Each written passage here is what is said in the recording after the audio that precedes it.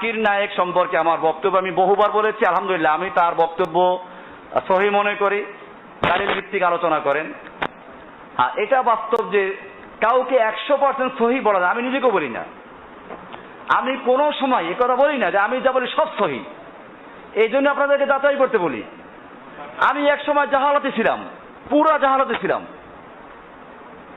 তখন আমি আলেম ছিলাম, তখনও জুমা পড়াইতাম, তখন আপনাদের মতো এর চেয়ে বেশি হাজার হাজার লোকের বক্তব্য দিতাম। তখন আমার মুসল্লি বেশি রকম ছিল, শ্রোতা বেশি রকম ছিল, তখন ভুল ব্যাখ্যা দিতাম। এখন আমরা সহি পথে আল্লাহ তাআলা তৌফিক দিয়েছেন, জানার চেষ্টা করছি।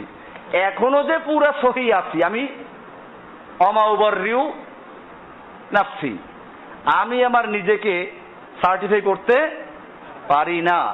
এই জন্য যেটা কোরআন সুন্নাহ মোতাবেক বলি ওইটা মানবেন, আর যেটা দেখবেন কোরআন সুন্নাহ মোতাবেক না ওটা তাড়াতাড়ি বাদ দিবেন।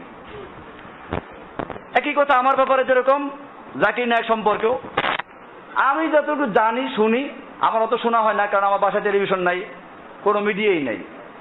মাঝে মধ্যে দুই একজন লেখা নিয়ে যায়, কম্পিউটার আছে, তো সিডি মিডি ছাড়া মাঝে শুনি।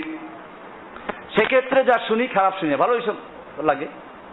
যে আমার জানা মতে, আমি কি বলছি, জানা মতে, আল্লাহু আলাম, আল্লাহ ভালো জানেন, ওয়ালা উযাক্কি আলাল্লাহি আহাদা, আল্লাহর উপর দিয়ে আমি কারো তাজকিয়া করছি না, সার্টিফাই করছি না। আমার জানা মতে সে যা বলে আলহামদুলিল্লাহ সহি বলে বা সহি বলার চেষ্টা করে, এবং আমি মনে করি তার যে বক্তব্যগুলো সহি এগুলো প্রচার করে দেওয়া উচিত, যাতে করে ওই জগতের লোকেরা শুনতে পারে।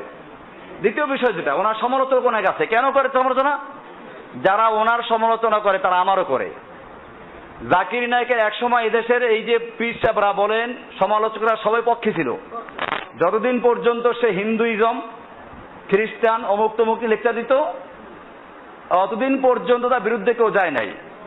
আর যখনই সে তাওহীদের কথা বলা শুরু করেছে, এরপরে পীর মুরিদের বিরুদ্ধে, এরপরে বিভিন্ন মাযহাব ফিরকার বিরুদ্ধে বলা শুরু করলো, এই ভারতবর্ষের লোকেরা কি হয়ে গেল, বিরুদ্ধে চলে গেল। ইয়া হাসরাতান আল লিবাদ, সূরা ইয়াসিনের আয়াতটাই মনে পড়ে, হায় আফসোস বান্দাদের উপর।